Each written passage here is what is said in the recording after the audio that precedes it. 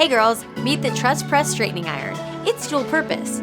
It's great for that super sleek, glassy look, or for adding a bit of wave or curl.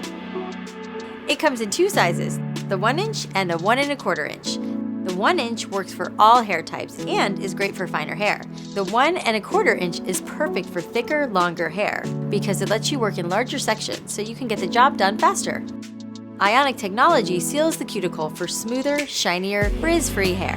Titanium plates and digital temperature control allow for quick and easy styling. Smooth floating plates provide constant contact with the hair so you can straighten in one pass. And rounded edges also allow you to wrap hair around the iron for waves and curls. Before you use them, make sure your hair is completely dry and detangled. Then add a heat protectant, like Hot Toddy Heat Protectant Mist. To straighten, hold the iron horizontally.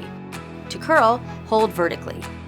If you want a tighter curl, I recommend using the 1 inch, and if you want looser waves or curls, try the 1 1/4 inch.